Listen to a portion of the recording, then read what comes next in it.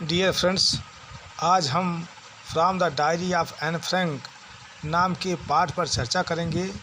उसके short answer type questions पर चर्चा करेंगे।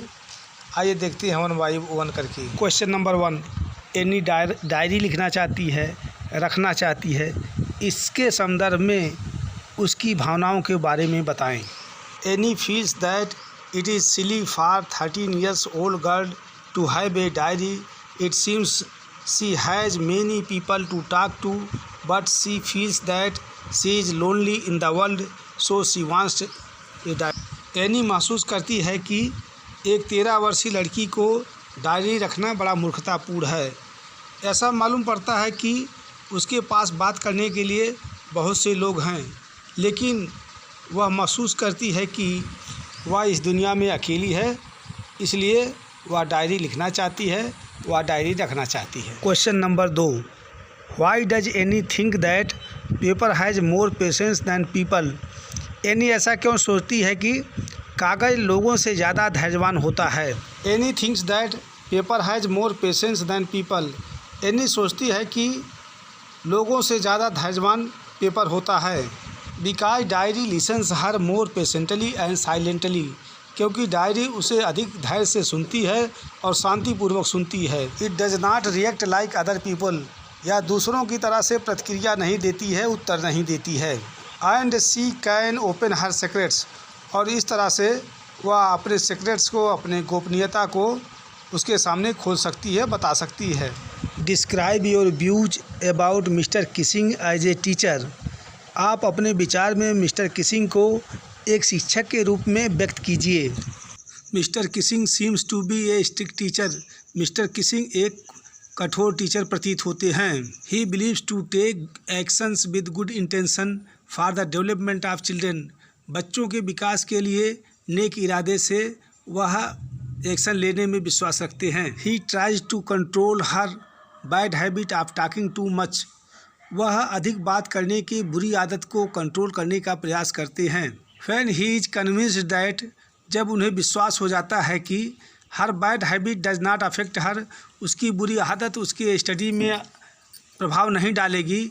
ही वह लुक्स हर ड्रॉबैक, तो वह उसकी बुराइयों पर ध्यान देना बंद कर देते हैं, उसकी कमियों को नहीं देखते हैं।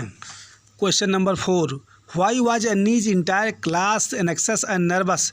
एनी की पूरी कक्षा चिंतित और घबराई हुई क्यों थी? Annie's entire class was anxious and nervous. Annie की पूरी कक्षा चिंतित और घबराई हुई थी। Because their teacher were having a meeting, क्योंकि उनके टीचर एक मीटिंग करने जा रहे थे। दे हैड टू डिसाइड, उन्हें निश्चय करना था, निर्णय लेना था। हुम टू पास, किसे पास करना है। हुम टू कीप बैक, और किसे रोकना है क्लास में, इसे पास नहीं करना है। Describe about Annie's early education. Annie की प्रारंभिक शिक्षा के बारे में बताइए। Annie Frank started her early education from Montessori school in Amsterdam. Annie Frank ने अपनी प्रारंभिक शिक्षा अमस्टरडम में स्थित मॉन्टेसरी स्कूल से प्रारंभ की। There after she took her admission in a school in Netherlands when Hitler restricted Jews from all activities. इसके बाद उसने अपना एडमिशन नीदरलैंड के स्कूल में ली, और उस समय हिटलर ने ज्यूज के सभी गतिविधियों पर रोक लगा दी थी। She had to go to Jewish school, Jewish जीविश स्कूल में जाना पड़ा। From there she and her family had to go into hiding place. वहाँ से उन्हें और उनके परिवार को गोपनीय स्थान पर जाना पड़ा। What does Annie write in her first essay? अपने पहले निबंध में एनी क्या लिखती है? Annie writes in her first essay.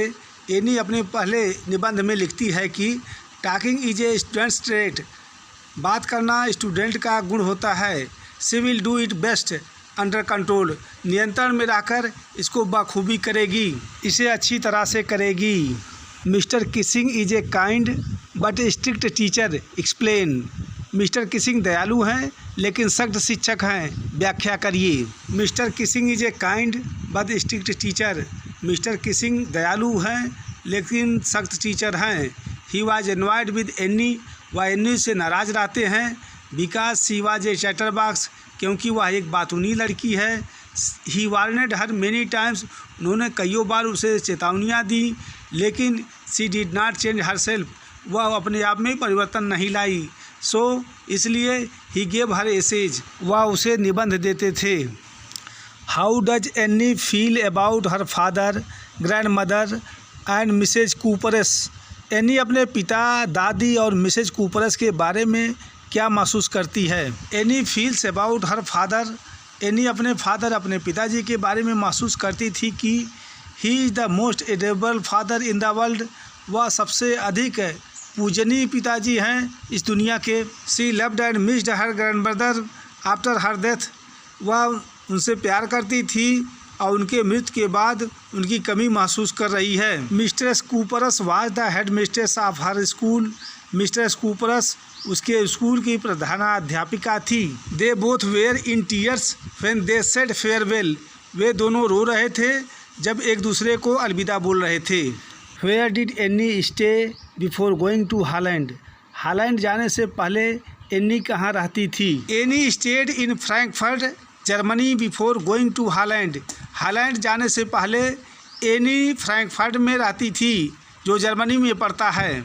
Why was any in tears when she left the Montessori school, any की आंखों में आंसू क्यों थे जब उसने अपने मॉन्टेसरी स्कूल को छोड़ा। Annie was in tears when she left the Montessori school, जब एनी मॉन्टेसरी स्कूल को छोड़ा तो उसकी आंखों में आंसू थे। Because mistress Kuperus was the headmistress, क्योंकि मिस्ट्रेस कूपरस प्रधानाध्यापिका थी। And she loved her profoundly, और वह उससे बहुत प्यार करती थी। What prompted Annie Frank to keep a diary, Annie Frank को डायरी रखने के लिए क्या प्रेरित किया, कौन सी चीज़ प्रेरित की। What name did she give to it, इस डायरी का उसने क्या नाम दिया। एनी थॉट दैट, एनी सोच रही थी, she had no true friends, कि उसके पास कोई सच्चा मित्र नहीं है। Whom she could open her secret, जिसको अपनी गोपनीयता बता सके, जिसको अपने मन की बात बता सके। So she decided to keep a diary, इसलिए उसने डायरी रखने का निर्णय लिया। She gave its name Kitty, इसका नाम उसने किट्टी रखा। Who was Annie Frank, Annie Frank कौन थी। Where did she write a diary, वह डायरी कहाँ पर लिखी थी। Annie Frank was a German born Jewish girl, Annie Frank German में पैदा हुई यहूदी लड़की थी। She wrote a diary while in hiding with her family and 4 friends in Amsterdam, उसने डायरी तब लिखा था जब वह अपने परिवार के साथ और 4 दोस्तों के साथ अम्स्टर्डम में छिपी हुई थी। Why was Mr Keesing a teacher envied with the author, Mr Keesing महोदय जो टीचर थे लेखिका से क्यों नाराज थे। Mr Keesing a teacher was envied with the author, Mr Keesing महोदय जो टीचर थे लेखिका से नाराज थे। Because she was too much talkative, क्योंकि वह बहुत अधिक बातूनी थी। How did the author's birthday pass in the summer of 1941, 1941 के ग्रीष्म ऋतु में लेखिका का जन्मदिन कैसे गुजरा। इन द समर ऑफ 1941, 1941 के ग्रीष्म ऋतु में ग्रैंड मदर फेल इल, दादी माँ बीमार पड़ गई। And had to have an operation, और उनका ऑपरेशन करवाना पड़ा। So the author's birthday passed with little celebration, इसलिए लेखिका का जन्मदिन बिना उत्सव के गुजरा। इसी के साथ जय हिंद, गुड बाय।